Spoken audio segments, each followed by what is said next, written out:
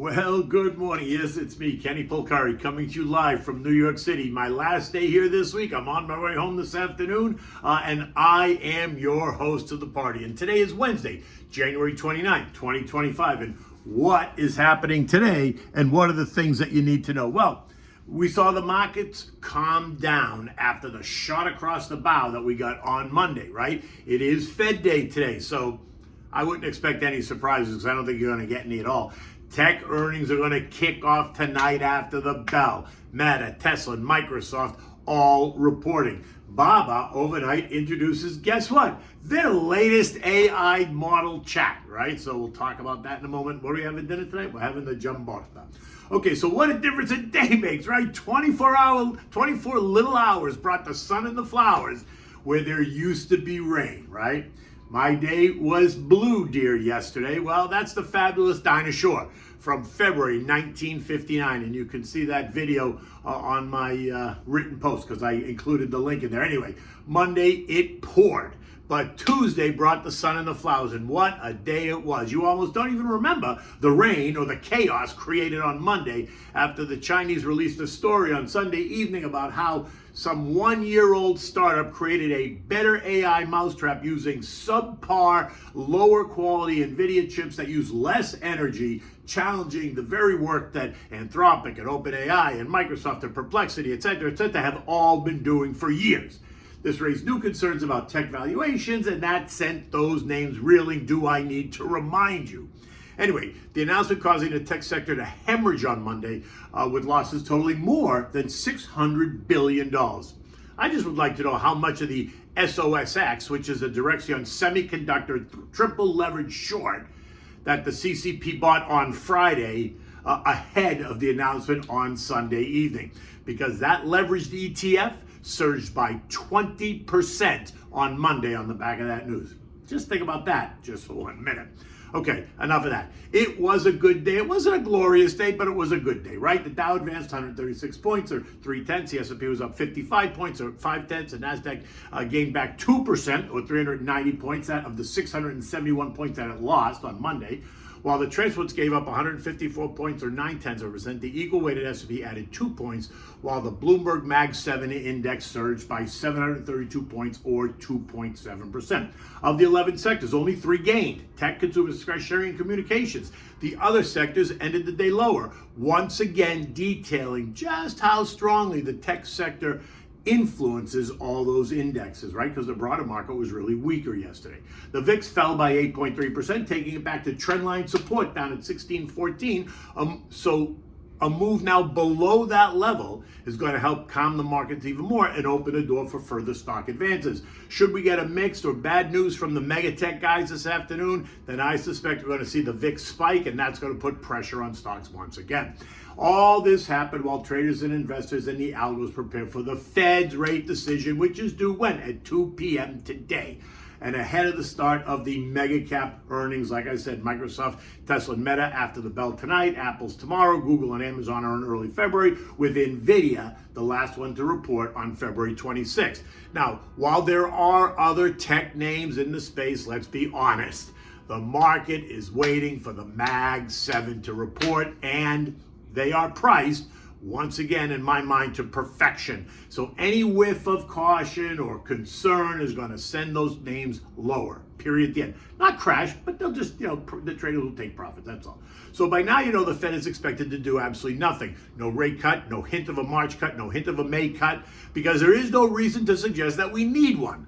Because as far as the data suggests, the economy is just fine, and the current 4.25%, 4.5% rates are well within the historical trading band of 4 and 6%. But as you expect, the algos will be on the edge of their seats just during the press conference, just looking for something that suggests that a rate cut is coming maybe sooner, because that's what they want. They're stamping their feet. Now, currently the market is pricing in a July cut and possibly a fall cut. Not something I support at all, unless, of course, the data suddenly turns sour. But right now it's sweet, right? There's nothing suggesting panic, so the logic should suggest that they hold rates steady. In fact, I'm in the camp that the risk is actually to the upside this year because of potentially rising inflation, even as Donnie demands lower rates. and tells the media that he's sure that JJ is going to hear what he says.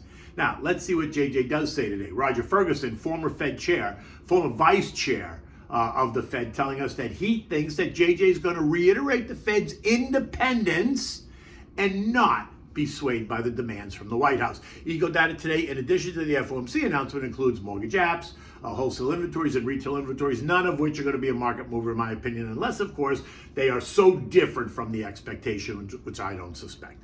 We're going to get another 20 names or so before the bell. Earnings reports from DHR, Progressive, NSC, Otis, General Dynamics, ADP, Glassworks, Hess, T-Mobile, and NASDAQ. These companies represent the industries: life sciences, insurance, rail freight, commercial and residential building and systems, defense, professional services, exploration and production, wireless communications, and security and commodities exchanges. By now, we have more than 20% of the S&P companies have already reported, and we're running at about an 80% beat rate, which is just ahead of what it typically historically is. Bonds had done nothing really, right? Rates remain unchanged. The 2-year is yielding 4.19%, the 10 years yielding 4.53%. Oil traded higher, rising 90 cents or 1.2% to end the day at 73.98 yesterday. This after the clowns tried to sell us on the idea that China's manufacturing activity surprised to the downside, so China's demand must be waning. And then, after the market closed yesterday, after the oil markets closed yesterday, the API reported that U.S. crude stockpiles rose last week. So I suspect we're going to see some pressure on oil today. And in fact, at 6 o'clock this morning, oil was down 70 cents, trading at 73.10. Now, if you look at the chart, you're going to see that oil is down 8% off the January high. On Monday, it traded right down to trendline support at 72.17. And guess what? It found support. So let's see what happens next. Gold, on the other hand, continues to trade at 2,800. This morning, it's down a buck at 27.93 as investors await the Fed decision and the Fed guidance. Gold is also going to be impacted by what happens with the supposed 25% tariffs that are about to be slapped on Mexico and Canada on February 1st of next week. Will these tariffs create instability, causing investors to run for the safety trade? Think gold. Well, that's the question. So for now, gold remains in the 27.06, 28.25 trading range, right? This morning, futures are essentially flat. Dow futures are down 35 points. The S&P is up 3. The Nasdaq's up 80, while the Russell is up 2. The day is going to be all about the Fed and then the anticipation of earnings from Meta, Tesla, and Microsoft. After the bell, how these guys incorporate the DeepSeek drama into their comments might be fairly significant, right? European markets are all higher today. ASML, the largest European semiconductor manufacturer, reported strong fourth quarter results, booking twice as many orders as analysts had expected, while shrugging off any of the DeepSeek concerns, saying that ASML is very bullish on the AI boom and that they see these low-cost AI models like DeepSeek driving even more demand, not less. The stock is up 12% in European trading, but understand that also got smacked the other day. The S&P closed at 6,067, up 56 points. Now, while this week did get off to a rough start, many investors are now becoming a little bit more circumspect around the AI news that China released that sent the markets into a tailspin as investors considered what it means for the broad sector, right? Overnight, Alibaba unveiled their newest model, right, or an update to their model, Qwen, Q-W-E-N, and they suggest that it blows the DeepSeek model out of the water while achieving competitive performance against top-tier models. Think OpenAI's ChatGPT, Meta's Llama 3.1, etc., etc. So this story is far from over. Remember, competition is good. Like everything, the sector is going to evolve as the technology becomes more advanced. I'm still in the camp that the market needs to consolidate, right? They pull back, so I remain mostly patient, making sure not to chase names that I think are expensive, right? Which might be tech. Although on a pullback, you had to buy the tech, right? Which doesn't mean that I'm not putting money to work in the sectors that I see offer some value: healthcare, financials, consumer staples, and the actual value trade, the SPYV, which is the ETF kind of that focuses on the value trade. The recent action emphasizes the need for a plan, right? Diversification is key as you get older because younger investors, well, they can take more risk.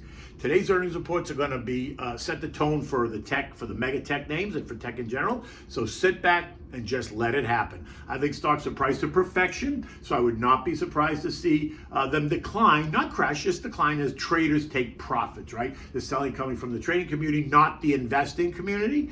Long-term investors should take advantage of any weakness, like real weakness in those high-quality names, if they come under pressure, like they did on Monday when they were just being sold haphazardly. Down 15 and 18% was ridiculous. Okay, so we're having dinner tonight. We're having the Giambotta, right? So this is a hearty Italian stew. It's a perfect way to basically clean out the fridge. It's flexible. It can be customized with your favorite vegetables or even proteins if you have them. So here's what you need, right? This is completely vegetarian. Ingredients, it serves like 4 to 6 people. You're gonna need olive oil, 4 cloves of garlic, which you're gonna crush, 1 big large onion chopped, 1 medium eggplant diced, 2 medium potatoes diced, and 2 zucchinis that you're gonna slice. You need 2 bell peppers, any color. You're gonna chop those up. You need a can of 28-ounce crushed tomatoes, not puree. You need a cup of vegetable broth. You need 1 can, that little 6-ounce can of tomato paste, if you're gonna just want a thicker stew. That's not necessarily necessary, right? You need salt and pepper, you need dried oregano, you need a handful of fresh basil.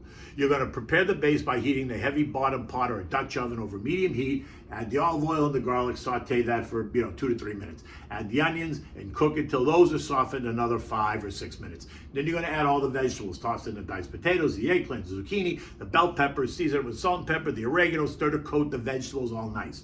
Now, add the crushed tomatoes and the vegetable broth, and if you prefer thicker consistency, then you're gonna stir in some of the tomato paste, right? Bring the mixture to a boil, then reduce the heat to simmer, cover it, and let it cook for about 20 minutes or so, making sure that you stir it occasionally. You wanna finish this dish by stirring in the fresh basil leaves and adjust the seasoning if needed. Let the flavors come together for another 5 or 7 minutes, whatever. Now, you wanna serve this Giambotta either as a side dish, or you can make it a main meal by putting it over a nice hearty rigatoni pasta.